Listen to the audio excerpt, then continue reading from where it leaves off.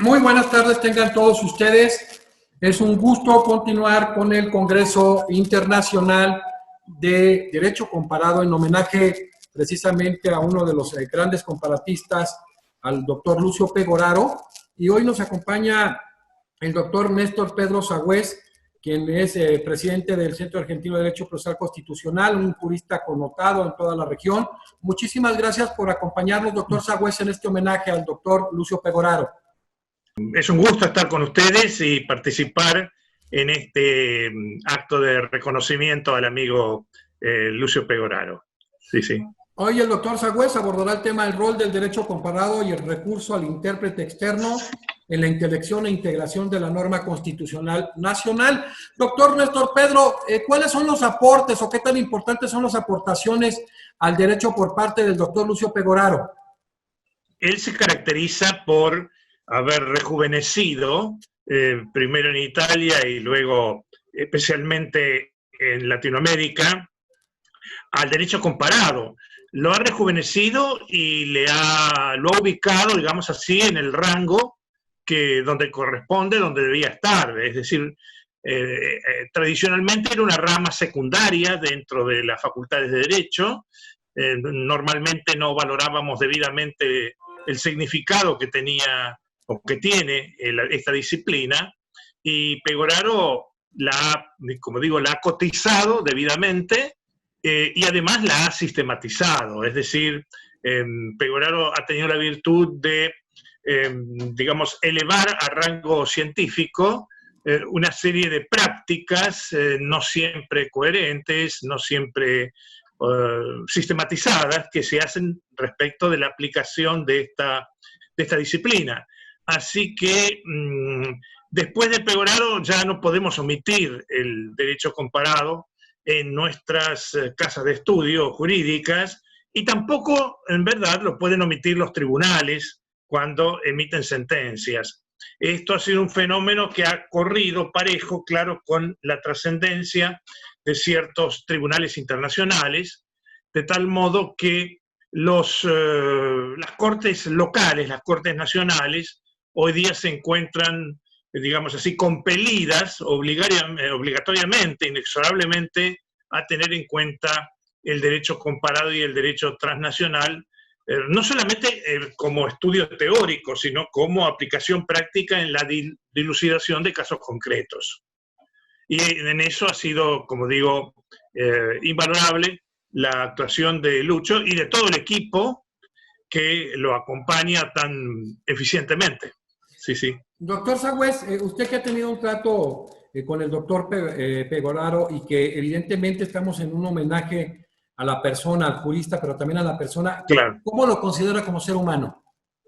Bueno, es una persona muy cálida, muy amigable, muy comprensiva. Uno se siente muy cómodo estando con él, charlando con él, compartiendo experiencias, compartiendo detalles, y al mismo tiempo es una persona que tiene un buen sentido del humor. Es decir, que, claro, eso lo hace doblemente, digamos así, agradable, dejando de lado, aparte, la calidad de su nivel investigativo, ¿no? Así que, digamos, por varias razones, por varios motivos, merece un reconocimiento como el que ustedes le están brindando. Sí, sí. Muchísimas gracias. Pues iniciamos, doctor, con su conferencia. Doctor Néstor Pedro Sagüez, le dejamos el micrófono. Muy bien. Tengo un problemita con un teléfono que no me deja de funcionar, no me deja de llamar. Y lo apago y sigue sonando lo mismo. Es decir, es un teléfono rebelde. Pero bueno, ya parece ser que se ha calmado, ¿no? Bien, entonces, entramos ya en el tema. El objeto de esta charla es mostrar una aplicación del derecho comparado en una sentencia muy célebre de tal vez el tribunal más conocido del mundo contemporáneo, como es la Corte Suprema de los Estados Unidos. Y, digamos así, nos vamos a detener primero en el uso, en la utilidad, en la ventaja de la utilización del derecho comparado para interpretar el derecho nacional, en este caso para interpretar el derecho constitucional. Ese sería el primer objetivo.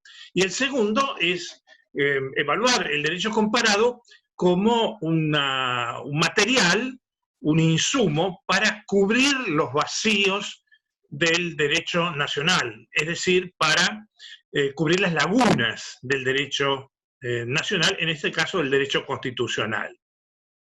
El caso que vamos a ver es un caso del 2004, es Lawrence versus Texas, es un caso muy conocido, con referente al derecho a la intimidad y sobre todo al derecho a la intimidad de parejas homosexuales, a los fines de que se tutele los actos que puedan hacer en su recinto íntimo, en su recinto privativo. Estamos hablando entre actos practicados, desde luego, sin violencia, entre adultos y plenamente consentidos. Es decir, eliminemos de entrada toda perspectiva penal, porque aquí no existe la comisión de alguno de los delitos contra la integridad de las personas o su libertad sexual. De ningún modo.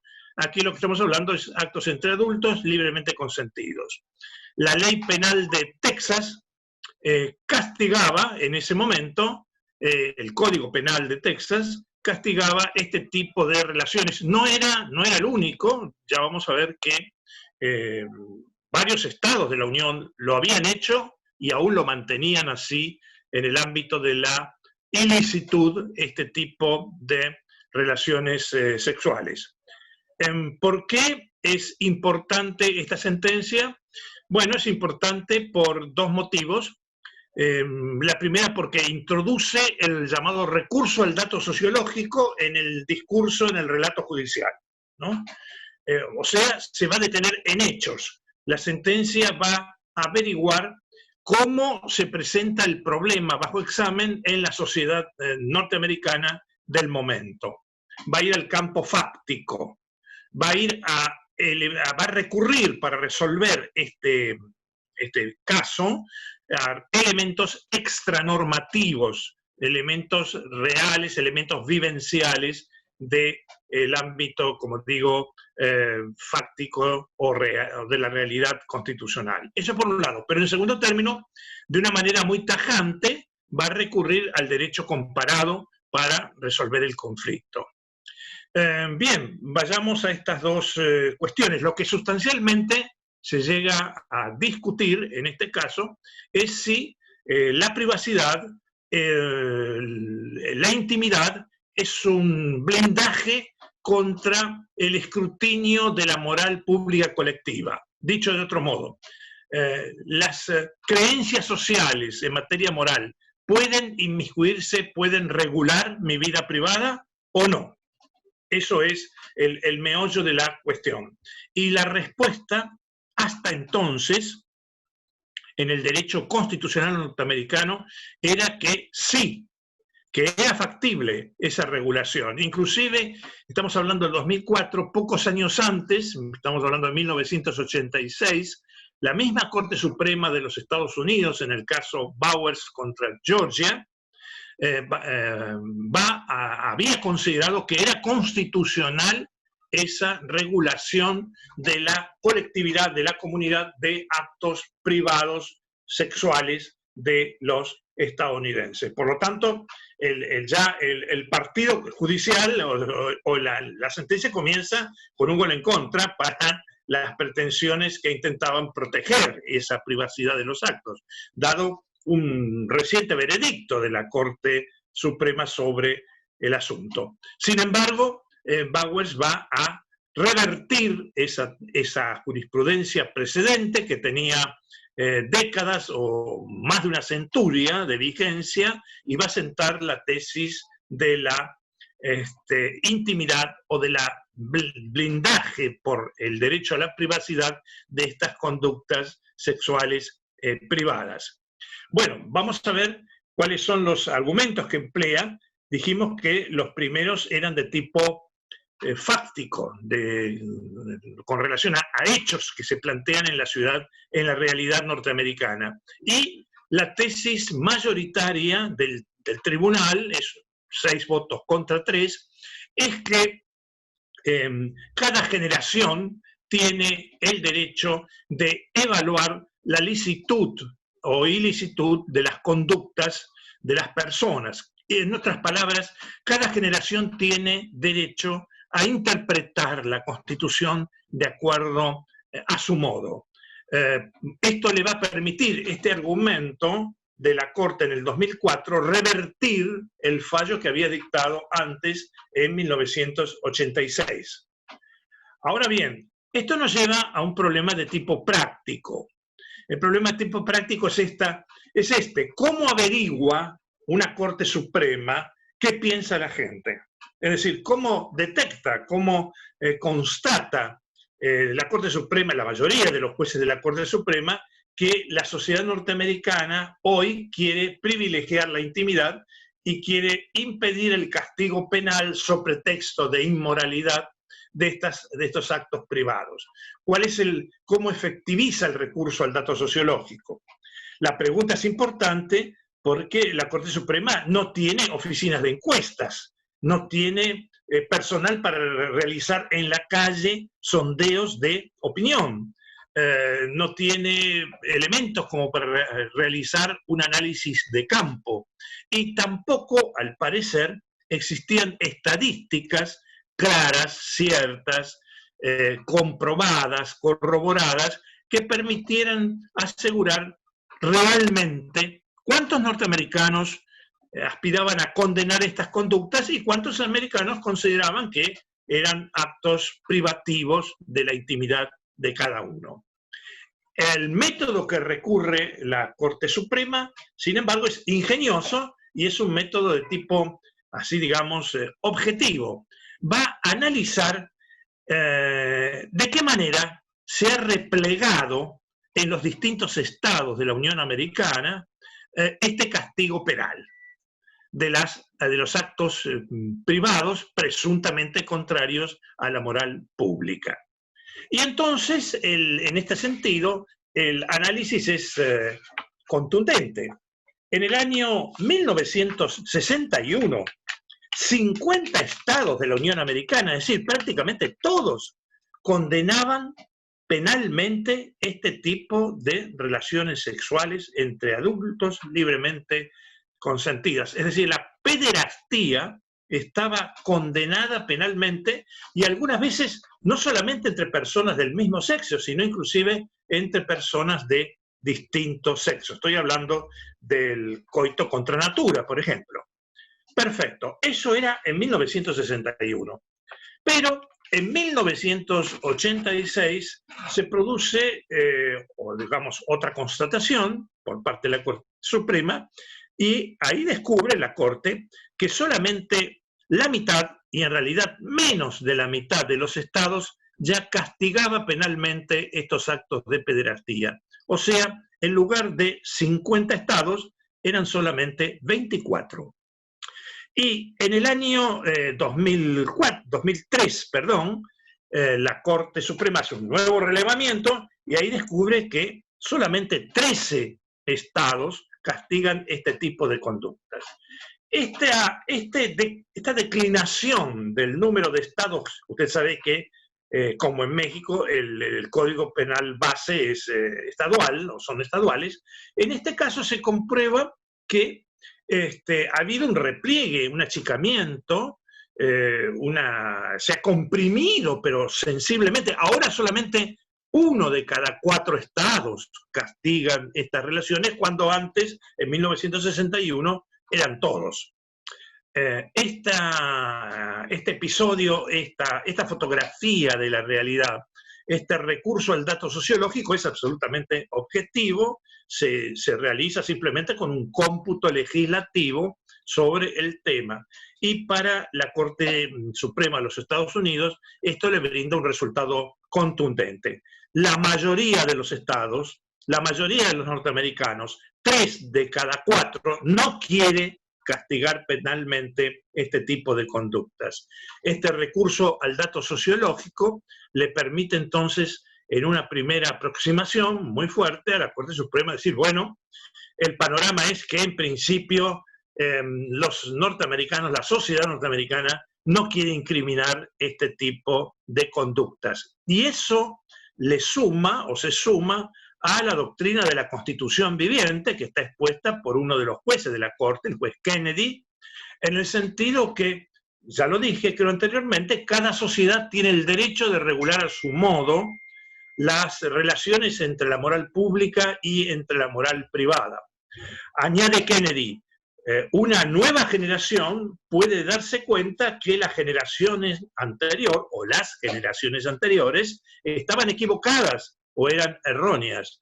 Y esto le permite decir a uno de los jueces de la Corte, con referencia al caso Bowers, el que había dicho que era constitucionalmente posible el castigo de estos actos privados, esto le permite decir que nunca debimos haber dictado una sentencia como Bowers. Es decir, pocas veces una Corte Suprema es tan, digamos así, sincera, tan contundente en afirmar que el tribunal se había equivocado históricamente. Esto es entonces en cuanto al dato sociológico, un elemento que va a manejar la Corte para concluir que la ley de Texas que condena estas conductas es inconstitucional. Pero el segundo va a ser la remisión al derecho comparado, que es lo que a nosotros especialmente nos interesaba subrayar en el día de hoy. ¿Qué pasaba? ¿Qué relaciones había entre la Corte Suprema de los Estados Unidos y el derecho comparado? Es decir, el derecho extranjero. Las relaciones no eran buenas. La Corte Suprema de los Estados Unidos partía de una especie de autismo constitucional, una suerte de mirada al ombligo. Yo voy a interpretar la Constitución conforme solamente mi Constitución. No voy a recurrir a las constituciones de otros estados para interpretar la Constitución. Esa fue la tesis, digamos, inicial, una suerte de un constitucionalismo nacionalista, si se puede llamar así, de tipo casi chauvinista. Yo y mi Constitución.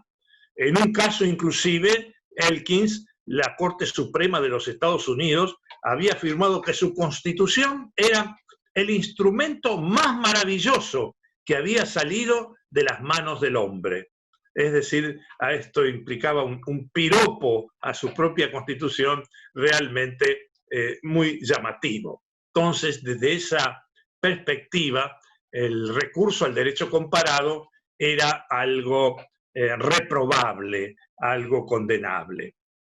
Sin embargo, la Corte Suprema de Estados Unidos, con anterioridad, en algunos casos comenzó, digamos, a aceptar que existía el derecho comparado y a mirarlo con ojos no tan malos.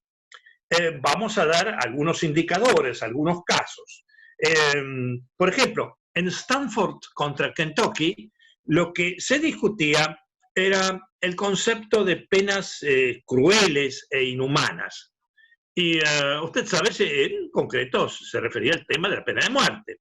Entonces, ahí la Corte Suprema de Estados Unidos, claro, se daba cuenta que la mayoría de los estados, inclusive la mayoría de las constituciones, no admitían la sanción de la pena de muerte. Pero la de Estados Unidos guardaba silencio al respecto y por el contrario se entendía como algo corriente. Bueno, ahí la Corte Suprema de Estados Unidos, digamos así, lanza las primeras líneas de aproximación, reconociendo que existe el derecho constitucional comparado y aclarando que esas reglas del derecho constitucional comparado eran reglas referenciales para resolver un caso. No eran, es clara, reglas dispositivas, es decir, no nos obligan, pero constituyen miradas, constituyen perspectivas que nosotros podemos tener o no en cuenta. Es la primera, digamos así, el primer reconocimiento mínimo del derecho comparado, previo a Lawrence versus Texas. Tomemos otro caso. Vamos a mencionar a tres nomás. Atkins versus Virginia. Ahí lo que se discutía era la aplicación de la pena de muerte a retardados mentales. Es decir, en el derecho norteamericano, retardados mentales considerados culpables de haber cometido un homicidio podían en algunos estados ser condenados a la pena capital. ¿Y qué dice allí la Corte Suprema de Estados Unidos? Bueno, si nosotros consideramos que hoy ya eso no es moralmente admisible, que eso no es constitucionalmente aceptable, y si otros estados coinciden con este parecer, entonces podemos mencionar las reglas de derecho comparado de otros estados que coincidan con las nuestras. Es decir, ahí si estamos de acuerdo, bueno, entonces cito el derecho comparado coincidente con el derecho estadounidense, como para, digamos así, reforzar una foto panorámica, si queremos decir, donde voy a mencionar el derecho comparado. Ya era un paso importante también, existe el derecho comparado, ¿no? Y ese derecho comparado que se compatibiliza con el mío, pues es citable.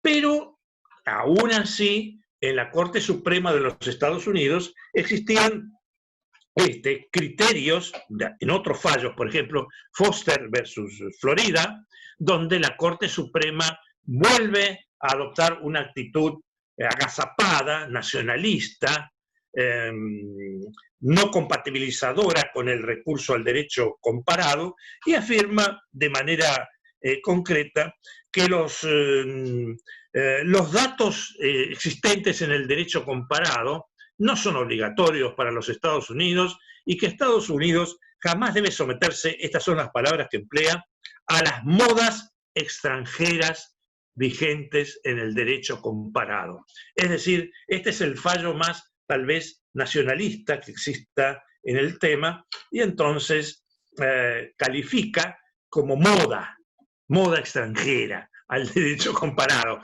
algo que desde luego a Lucho Pegoraro le podría provocar un dolor de barriga muy fuerte. Modas extranjeras, es la degradación, digamos así, sociológica casi hasta la burla en cuanto al derecho comparado, para tenerlo en cuenta, para ni siquiera tenerlo en cuenta. Pues bien, entonces, en Estados Unidos teníamos este panorama, digamos así, en parte negativo y en parte admisorio tibiamente en torno a ciertos usos del derecho comparado bajo ciertas condiciones, como acompañando una sentencia dictada por la Corte Suprema de Estados Unidos.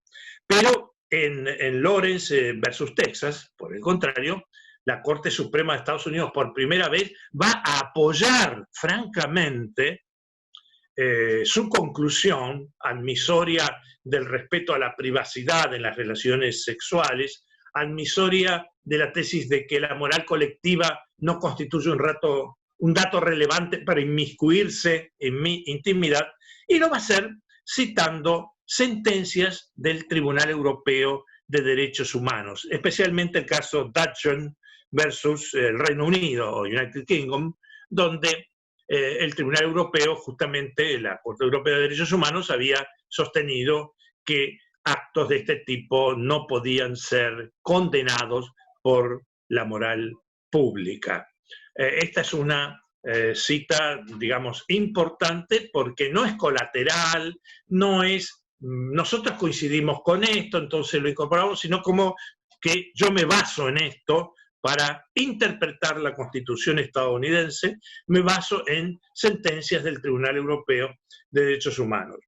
Y también se basa en la Corte Suprema de los Estados Unidos, en Lawrence versus Texas, en un dictamen de una comisión parlamentaria del Parlamento británico en torno a los años 1950 respecto de justamente la misma tesis, es decir, la necesidad de salvaguardar la vida privada, la vida íntima del escrutinio de la moral pública o colectiva. Entonces, esto nos lleva ya directamente a una admisión más franca, digamos, una sensible apreciación del derecho comparado, pero es el primer caso, y no fue un caso fácil, porque precisamente esta sentencia provocó una ola de protestas en los sectores conservadores, originalistas, preservacionistas, que intentan interpretar la Constitución estadounidense solamente a través de insumos normativos norteamericanos. Lawrence versus Texas es, como digo, una excepción. Y todo esto, entonces, va a, digamos así, replantear la utilidad del derecho comparado para interpretar la Constitución propia, la Constitución local, la Constitución nacional. Es un paso audaz, es un paso significativo. Reconocer, voy a interpretar mi Constitución con las pautas imperantes en determinadas naciones por mí escogidas, es decir, voy a seleccionar el derecho comparado, criterios para interpretar la Constitución local. ¿Cuáles son los argumentos en favor de este empleo del derecho comparado para entender la Constitución nacional, por ejemplo? Bueno, hay 2 o 3 argumentos. Uno puede ser el argumento de la calidad, es decir, puedo recurrir al derecho prestigioso, puedo recurrir a los tribunales prestigiosos para entender normas de mi Constitución local o nacional. Puedo recurrir, no sé, al Tribunal Constitucional Federal Alemán, a la Corte Constitucional Italiana, al Tribunal Constitucional Español, a la misma Corte Suprema de Estados Unidos, para, digamos así, disipar dudas o también para entender o para analizar la extensión, la superficie de los preceptos de mi Constitución local. Ese vendría a ser el argumento del prestigio o el argumento de la calidad. Hay otro argumento muy fuerte también en pro del derecho comparado, que vendría a ser el argumento de la imparcialidad u objetividad. Es decir, si usted es juez de la Corte Suprema de México y tiene una duda constitucional mexicana, si recurre, por ejemplo, a una sentencia del Tribunal Constitucional Federal Alemán, el veredicto de ese Tribunal Constitucional Federal Alemán parece estar revestido de mayor objetividad, de mayor neutralidad, que si utilizara argumentos locales. Es decir, bueno, si en Alemania se resolvió esto por un tribunal de mucho prestigio, ese dato no está contaminado, no está perjudicado, no está infectado por intereses locales, sino que se supone que viene de un órgano superior académicamente, y por lo tanto es un dato que puede estar teñido de mayor, como digo, calidad y de mayor objetividad. El derecho comparado, para entender la Constitución local, tiene también otra ventaja. Es la ventaja de la economía argumentativa, que es el siguiente. Si usted tiene un conflicto X sobre, por ejemplo, extensión de la libertad de expresión, vamos a ver, suponer, si los narcocorridos se pueden o no impedir su difusión por radio, por televisión o por cualquier otro medio de difusión. Si usted tiene una sentencia de un tribunal de prestigio externo, el discurso jurídico se le simplifica, porque si supongamos que la Corte Suprema de Estados Unidos hubiera dicho no, las expresiones musicales no se pueden reprimir sobre pretexto de seguridad pública. Supongamos, esto es una absoluta hipótesis, bueno, usted con remitirse a esa conclusión, usted con derivar su criterio a lo resuelto por aquel tribunal, está realizando un acto de economía argumentativa. Usted no tiene necesidad de alegar tanto, puesto que se remite a las consideraciones, a los argumentos, a las razones, a las opiniones vertidas por ese tribunal que podríamos llamar modélico o ejemplar. Es decir, tanto por el argumento de la calidad, como por el argumento de la objetividad, como por el argumento de la economía argumentativa, el recurso al derecho comparado puede convertirse en un medio muy atractivo para resolver ciertas dudas existentes en cuanto a normas del derecho nacional. En la última parte de mi intervención, yo me iba a referir a otra utilidad que puede tener el derecho comparado, que es no solo para interpretar normas, sino para cubrir imprevisiones, vacíos o lagunas constitucionales locales. Bueno, como usted sabe, el tema de las lagunas constitucionales es un tema importante. En constituciones de antigua data como la norteamericana de 1787 o la argentina de 1853, estas lagunas son frecuentes porque la constitución norteamericana y la argentina de alguna manera son constituciones museos, como alguna vez las hemos llamado. O sea, hay vacíos normativos producto de carencia histórica de normas. Cuando se emitió la Constitución no existían, por ejemplo, la televisión, no existían las fuerzas aéreas. Entonces, bien, usted cómo no es que usted lo esté acusando al constituyente de haber cumplido mal su trabajo, simplemente no podía el constituyente imaginar qué iba a ocurrir 50, 100, o 150 o 200 años después. Entonces, estas constituciones antiguas, que pueden ser muy buenas, al tener esos vacíos o lagunas, necesitan una tarea, un trabajo jurídico de actualización, de modernización, de rejuvenecimiento. ¿Cómo se realiza ese trabajo? ¿Vía interpretación?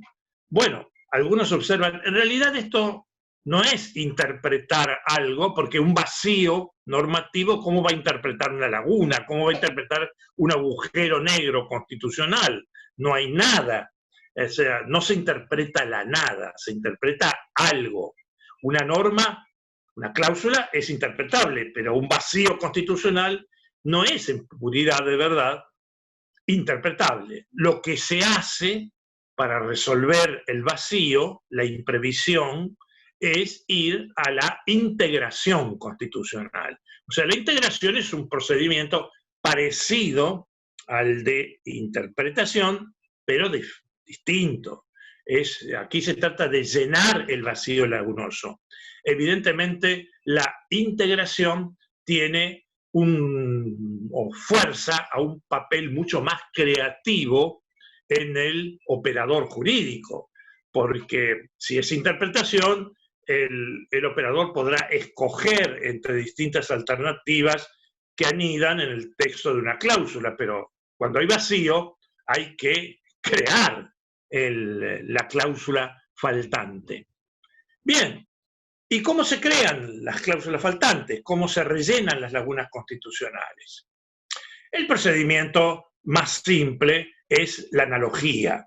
Es decir, bueno, si la Constitución para esto dispone tal cosa y tengo un vacío que alude a una situación similar a la prevista expresamente, entonces proyecto, transporto también la solución constitucional para el caso previsto, para el caso no previsto. Perfecto, eso es también economía constitucional, tiene su lógica. Si el constituyente dispuso esta solución para el caso B, pero no dice nada para el caso C, que es parecido al B, entonces aplicó la solución del caso B. También puedo, si esto no me resulta provechoso o no me resuelve definitivamente el problema, ir a los principios generales del derecho local, cubrirlo en base a los principios, los valores, las creencias, la ideología de la Constitución. Pero también se presenta la alternativa de ir a soluciones del derecho comparado ejemplar o modelo. Es decir, no está nada mal que el operador constituyente diga, bueno, ante este vacío no tengo una solución, pero en el derecho comparado existen estas vías, estas alternativas, y si son sostenidas por cuerpos jurídicos de calidad, no sé, la Constitución española, la italiana, la norteamericana, la francesa, bueno, ahí me dan elementos, puedo escoger, encontrar elementos para arbitrar una solución en el ámbito del derecho constitucional nacional. Vía, como digo, no interpretación, sino vía integración. Bueno, esta vía integración por recurso al derecho comparado ha sido bastante utilizada en Argentina, por ejemplo, dado que la Constitución de 1853 siguió mucho a la Constitución norteamericana de 1787. Entonces, una serie de interrogantes, como por ejemplo, las comisiones, puede haber comisiones parlamentarias investigadoras, investigativas, por ejemplo. Eso no está previsto en la Constitución argentina. Pero la Corte Suprema, en esto como en otras cosas, ha dicho, bueno, la Constitución norteamericana, que ha sido fuente de la Argentina, ha admitido tal cosa, ha admitido tal otra, o por el contrario ha rechazado esta tercera posibilidad. Y por lo tanto ha tomado para rellenar el derecho local muchas veces principios elaborados por el derecho comparado y los ha, digamos, injertado en el ambiente constitucional local. Ahora bien, este recurso al derecho comparado para rellenar las lagunas es muy pronunciado, por ejemplo, en el ámbito de digamos, temas como libertad de expresión. Por ejemplo, un caso típico puede ser la doctrina de la real malicia. La doctrina de la real malicia, como usted sabe, determina fuentes distintas de responsabilidad en materia de abuso de libertad de expresión, según la víctima sea autoridad pública, figura pública, o por el contrario, según sea figura privada. Ha delimitado el terreno de la privacidad de cada uno de manera muy distinta, según usted esté en un género o esté en el otro de personas, y ha establecido grados de responsabilidad ante noticias falsas o agraviantes muy distintas según la actitud del medio de difusión y según el sujeto agraviado. En general, la tesis es que las autoridades públicas no tienen un ámbito de tutela en su privacidad tan grande como lo tienen las figuras privadas. Bien, esta doctrina de la real malicia, por ejemplo, es una doctrina muy frecuentemente divulgada en el derecho comparado, es una doctrina creada por la jurisprudencia estadounidense y ha sido muy útil para rellenar vacíos normativos locales. Voy a terminar con una prevención. El recurso al derecho comparado para cubrir los vacíos o las lagunas locales no implica siempre seguimiento ni implica sumisión. Una sociedad puede, o una Corte Suprema Nacional, puede naturalmente evaluar los problemas de manera diferente a cómo lo hace una Corte Suprema extranjera, aún la de Estados Unidos. En el ámbito latinoamericano, uno de los choques más fundamentales entre nuestros países y Estados Unidos ha sido, por ejemplo, en materia del derecho de réplica. Como usted sabe, el derecho de réplica, también llamado de rectificación o de respuesta, figura en la Convención Americana sobre Derechos Humanos y figura precisamente en algunas legislaciones. Pero cuando la legislación nacional se ha enfrentado ante este derecho, ha encontrado que la jurisprudencia estadounidense, en el caso Pat Tornillo, por ejemplo, juzgó inconstitucional el derecho de réplica. por entender que era una especie de censura, considerando la Corte Suprema de Estados Unidos que la censura consistía tanto en impedirle a usted que publique algo, o que también se presentaba si le obligaban a usted a publicar algo, vía, por ejemplo, réplica, rectificación o respuesta. O sea, en general, en Estados Unidos hay un rechazo a la réplica, al derecho a rectificación o respuesta, por reputárselo inconstitucional, mientras que en nuestras latitudes, tanto el Pacto de San José de Costa Rica como algunas sentencias de Cortes Supremas han considerado constitucional al fallo en cuestión, a la doctrina en cuestión del derecho de réplica. En síntesis, esto nos muestra, bueno, por un lado, la doble utilidad que tiene el derecho comparado. Primero, para interpretar el derecho nacional. Segundo, en muchos casos, para cubrir los vacíos, las imprevisiones, las lagunas del derecho nacional, inclusive el derecho constitucional nacional. Tercero, que toda esta operatividad del derecho comparado no es, digamos así, robótica, sino que debe realizarse cautelosamente, teniendo en cuenta las circunstancias, las particularidades de cada medio y, digamos así, también las valoraciones y creencias sociales de cada país.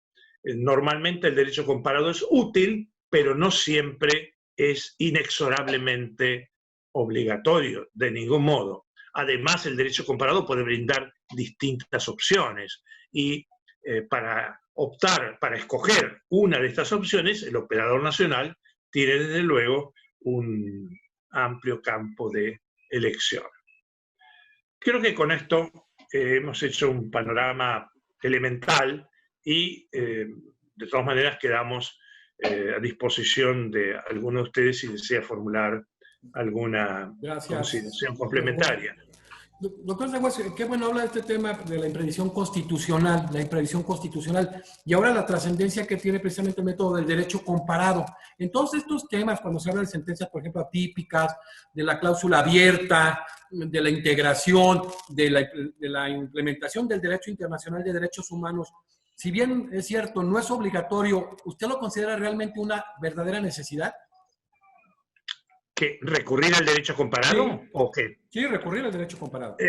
Mire, si se trata de una imprevisión constitucional, vamos a aclarar que las imprevisiones y las lagunas constitucionales no siempre son pecaminosas. Claro. No siempre un silencio constitucional equivale a un pecado constitucional. En primer lugar, ya vimos silencios que no son imputables, o sea, usted al constituyente de Querétaro no le podía pedir que previera, no sé, cosas como las que hoy ocurren, Internet, por ejemplo, ¿no? Hay puntos de las que no es responsable. Pero dejemos el tema de los vacíos o lagunas históricas. Algunas veces el constituyente puede preferir no pronunciarse sobre un tema, con lo cual lo deja en manos de los legisladores ordinarios. El operador intérprete. Claro, puede entender que el poder legislativo común o corriente, si no hay criterios constitucionales consensuados para imponerlos obligatoriamente, puede entender que es preferible transferir la responsabilidad al legislador ordinario común para que éste los desarrolle de acuerdo a su prudencia. Es decir, puede haber actos de confianza legislativa por parte del constituyente. Además, hay imprevisiones, sí, algunas imprevisiones han sido desastrosas en la historia. Por ejemplo, la Constitución de Estados Unidos, 1787, no disponía algo fundamental, no definía si los estados podían separarse o no de la Unión Americana. Y eso fueron las causas de la Guerra Civil, porque los estados sudistas dijeron, nada nos obliga a continuar con este pacto constitucional. Lincoln está agrediendo nuestros derechos de propiedad, decretando la libertad de millones de esclavos, nuestros esclavos, decían, nuestros, nuestros esclavos sin indemnización, y esto implica una confiscación lisa y llana, implica violar la Constitución, y nos vamos.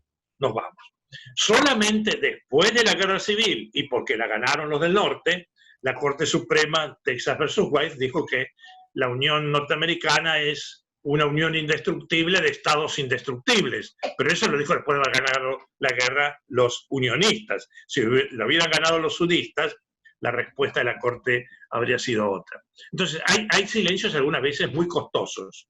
Algunos silencios son pecaminosos, es cierto. Pero bueno, dejemos el problema del pecado y del no pecado. Supongamos que hay un vacío para rellenarlo. Depende de la importancia, depende de la gravedad del vacío, depende de la entidad. Por ejemplo, en la Constitución de mi provincia de Santa Fe se establecía el juicio político para el gobernador, para los ministros, para los jueces de la Corte Suprema y no para el vicegobernador. Había un silencio. O sea, se lo tragaron al vicegobernador en el texto. Los constituyentes, una evidente omisión, error, casi de tipeo, le diría. Bueno, para eso no fue necesario recurrir al derecho comparado, sino a pura lógica jurídica, ¿no? Si el gobernador es removible por el juicio político, impeachment, y también los jueces de la Corte, el vicegobernador cae de Maduro, que también. O sea, depende un poco de la entidad, de la gravedad, de la índole del vacío.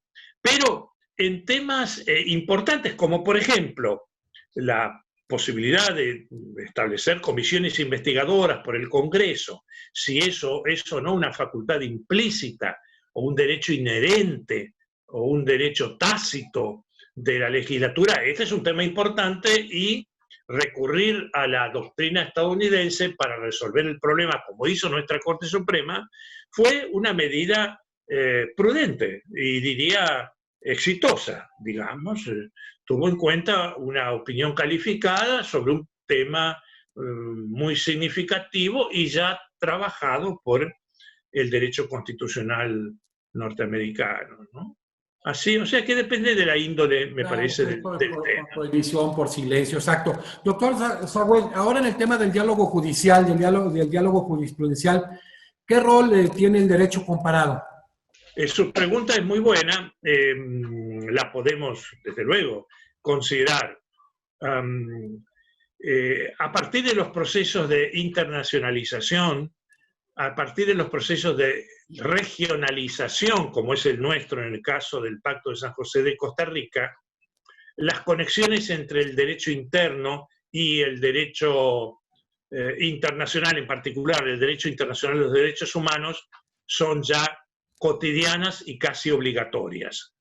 Hace más de 15 años, o al torno a los 15 años, la Corte Interamericana sentó un criterio que pasó bien, alabado, aceptado, pero no tal vez cotizado debidamente. La Corte dijo, las soluciones puramente constitucionales son hoy ya insuficientes. Es decir, si usted analiza un derecho, póngale libertad de circulación, por decir uno, y lo mira exclusivamente a la luz del derecho mexicano, constitucional mexicano, por más que su estudio sea profundo, serio, contundente, exhaustivo, no es suficiente. Tenemos que ver qué dice el Pacto de San José, tenemos que ver qué dice la Corte Interamericana como doctrina obligatoria a través de la doctrina del control de convencionalidad. Es decir, que hoy, si llamamos a la jurisprudencia de la Corte Interamericana derecho comparado, pues la tenemos que ya, digamos, inevitablemente que considerar en el razonamiento jurídico. Con posterioridad, en Hellman, en el 2013, la Corte Interamericana dijo que el control de constitucionalidad tiene que hacerse conjuntamente con el control de convencionalidad. Con lo cual, el juez que dijera, el juez local, el juez argentino, bueno, yo resolví este problema según la Constitución argentina, clarísimo, la solución es A. Bueno, señor juez, le diría, no digo que usted esté equivocado, pero usted se ha comido, ha omitido una mirada importante como es la del derecho comparado, y por lo tanto, en este caso, de la jurisprudencia de la Corte Interamericana. Y bueno, si hay coincidencias, perfecto, no habrá colisión, pero si hay disonancias o si hay matices que tener en cuenta, lamentablemente su veredicto es insuficiente. Hoy día no basta con saber el derecho nacional para resolver un caso de derechos personales habidos en una nación. No basta. Tiene que sumarle esa mirada comparatista. Así es. Inexorablemente. Ya estamos en ese barco. La única manera para evadirnos de esto sería ese Estado irse del sistema interamericano como lo hace Venezuela. Pero de todas maneras, usted sabe que en el derecho internacional existe el jus cogens, que son normas obligatorias, imperativas, para todo Estado de la comunidad internacional, las acepte o no ese Estado, y cuyo incumplimiento le origina responsabilidad internacional. De tal modo que Venezuela podría decir, bueno, sí, yo me fui del Pacto de San José de Costa Rica, no tengo en cuenta el pacto, pero cuidado, que hay elementos del pacto que hacen al de jus cogens. Por ejemplo, prohibición de la esclavitud. Claro. Es una norma de jus cogens. No puede la esclavitud ser admitida y por lo tanto, aunque usted se vaya del Pacto de San José, genera responsabilidad internacional contra usted si usted autorizará la esclavitud o algunas de sus manifestaciones de servidumbre, ¿no? Que son múltiples, como lo dijo la Corte Interamericana en el caso Hacienda Brasil, ¿no? Brasil Verde. Claro, sí. Claro. O sea, el jus cogens es otro elemento. Justamente estoy dirigiendo una tesis doctoral sobre el tema y por lo tanto me he tenido que detener el asunto. El jus cogens está previsto en 2 convenciones internacionales, la Convención de Viena sobre el Derecho de los Tratados 1 y la Convención de Viena sobre el Derecho de los Tratados 2. Y las dos se refieren en 2 o 3 artículos sobre el tema de la compulsividad. Por eso se llama derecho internacional imperativo, claro. y no dispositivo, ¿no? Porque los estados no pueden disponer de él, lo tienen que cumplir. Lo que sí es interesante, y en México hay trabajos anteriores muy valiosos sobre el tema de algunos juristas, iba a decir aztecas, pero México es más que azteca, claro, mucho más. Varios trabajos de estudios mexicanos en torno a el catálogo de normas del jus cogens sobre lo que existen algunas veces controversias, pero temas como esclavitud, como por ejemplo trata de blancas, o temas como derechos del niño, ya no va a discutir usted que eso integra el jus cogens. Perfecto, doctor Sagüez, ya para cerrar, en relación a este tema tan importante del derecho comparado, del jus cogens y demás, ¿qué importancia tiene este análisis profundo que se puede hacer del margen de apreciación nacional que viene haciéndose valer en nuestras cortes, en algunas de nuestras cortes? Claro. Sí, el margen de apreciación nacional, vamos a aclararlo, es una doctrina elaborada por el Tribunal Europeo de Derechos Humanos, nace allí, es una doctrina de profunda base democrática, en el sentido que hace intervenir a la comunidad en la vida de un derecho. No considera los derechos humanos como seres estelares que están en el firmamento jurídico, sino como derechos concretos que anidan en determinados medios. Por lo tanto, la reflexión es que todo derecho admite una mirada, digamos así, innegociable, no transable, el núcleo esencial de ese derecho, pero que tiene por sobre ese núcleo esencial segmentos que pueden variar de comunidad en comunidad.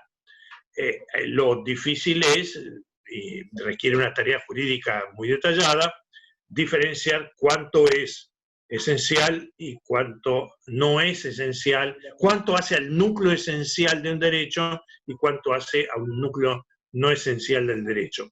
De todas maneras, es cierto que en Europa la doctrina del margen de apreciación nacional se la ve como más normal, más frecuente, más aplicada, en parte por una necesidad. Si la Unión Europea tiene 40 y pico de países o de miembros, usted no puede interpretar un derecho dogmática e imperativamente, sino que tiene que tener en cuenta sus modalidades de efectivización. Siempre insisto que se salvaguarde lo esencial del derecho. En cambio, en el sistema interamericano, el temor que tienen muchos juristas y la Corte Interamericana es que sea utilizada esta doctrina como un mecanismo de evasión de obligaciones de los estados. Es decir, que con el cuento del margen de apreciación nacional yo no aplique un derecho, o que lo aplique cortado, segmentado, amputado. Entonces, ¿cómo lo marcó? Por ejemplo, el caso Hellman, nada más y nada menos que con un país muy democrático como es la República Oriental del Uruguay, ¿no? Con respecto al tema de las desapariciones forzadas y torturas durante el régimen militar. Así que es una doctrina importante, diría, es una doctrina valiosa, que requiere cautela en su efectivización y que requiere jugar limpio, ¿no? Por parte de los estados. No jugar sucio, no jugar con trampas, claro. Perfecto. Gracias, doctor. Qué bueno que aborda mucho el tema del caso Hellman, también como amplió la esfera de vincularidad, de hacer vinculante precisamente a todos los órganos del Estado por parte en este sistema interamericano. Doctor Sagüez, pues como siempre es muy agradable escucharlo.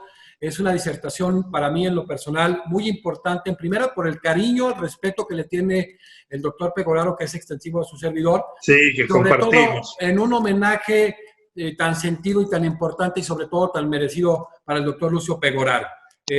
Quisiera detallar algunas cuestiones de su currículum, que usted es ampliamente conocido en el mundo, obviamente en nuestra región. El doctor Sagüez es medalla de honor del Tribunal Constitucional del Perú, medalla de la Universidad Católica del Uruguay, ya la mencionó, premio CONEX en Derecho Constitucional en 1996 y en 2006, premios anuales del Colegio de Magistrados y Funcionarios del Poder Judicial de Santa Fe y del Colegio de Abogados de Rosario, presidente del Centro Argentino de Derecho Procesal Constitucional, profesor emérito de la Universidad de Buenos Aires, entre otras muchas cosas, y miembro honorario de la Academia Mexicana de Derecho, orgullosamente el doctor Néstor Pedro Sagüez, que hoy abordó el tema del rol del derecho comparado y el recurso al intérprete externo en la intelección e integración de la norma constitucional nacional. Un privilegio haber cerrar este ciclo de conferencias, este Congreso Internacional de Derecho Comparado con el doctor Néstor Pedro Sagüez. Muchísimas gracias, doctor Sagüez. Bueno, ha sido un gusto estar con ustedes nuevamente y hasta la próxima. Entonces quedamos. Gracias. Muy bien.